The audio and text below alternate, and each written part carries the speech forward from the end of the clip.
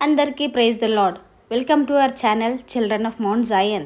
Lesson 3 కథ విందాం. కథ పేరు యోర్దాను నదిని దాటుట. ఇద్దరు వేగుల వాండ్రు ఎరుకోను గూర్చి యెహోషువకు సమాచారము తెచ్చిన సంగతి విన్నాము కదా. అటు తర్వాత 3 రోజులకు దేవుడు వాగ్దానం చేసిన దేశం వైపు ఆఖరిగా ప్రయాణం సాగించుటకు ప్రజలందరూ సిద్ధపడ్డారు.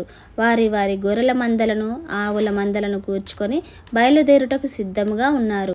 ధైర్యవంతుడైన యెహోషువ, రేపు యెహోవా మీ మధ్య అద్భుత కార్యములను చేయును అని తన ప్రజలతో చెప్పాడు. తరువాత వారు బయలుదేరవలనని ఆజ్ఞాపించాడు. యాజకులు తమ భుజములపైన మందసమును మోయుచు ప్రజలకు ముందుగా నడిచిరి. ఆ మందసము లోపటను వెలుపటను బంగారముతో పొదగబడిన ఒక అందమైన పెద్ద పెట్టె. దాని బంగారపు మూతపైన 2 బంగారపు దూతల బొమ్మలు ఉన్నాయి. ఆ మందసపు పెట్టెకు ఇరుప్రక్కల బంగారపు వలయములు కలిగి యాజకులు ఆ పెట్టెను ముట్టనవసరం లేకుండా పొడవుగల కర్రలను ఆ వలయముల యందు దూర్చి ఆ పెట్టెను ఎత్తిమోయుటకు అనుకూలముగా ఉండును.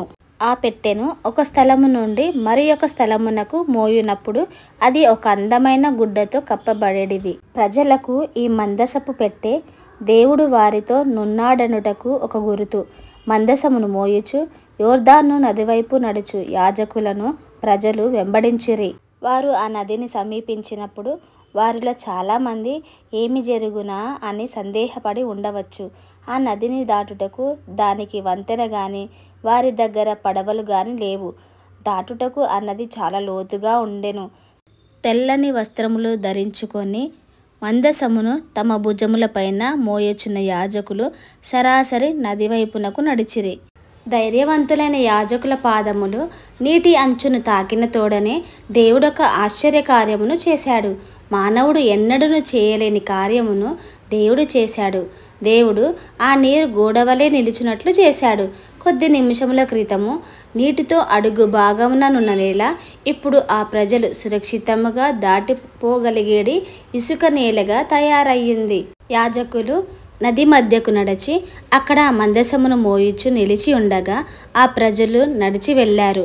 మీరు సురక్షితముగా రోడ్డును దాటుటకు పోలీసువాడు కార్లన్నింటినీ నిలుపును. కానీ అక్కడ ప్రజలు సురక్షితముగా యోర్దాను నదిని దాటుటకు దేవుడొక్కడే ఆ నీటిని నిలుపగలిగెను.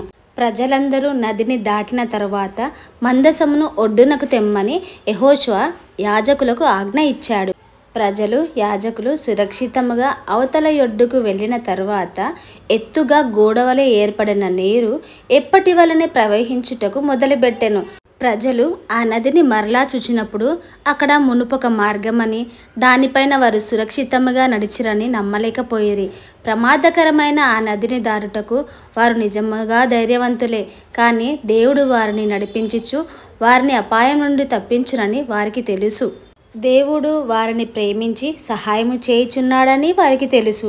దేవుడు మనలను ప్రేమించుచు మనం ఎక్కడికి వెళ్ళినను మనతో ఉన్నాడని మనకు తెలియను.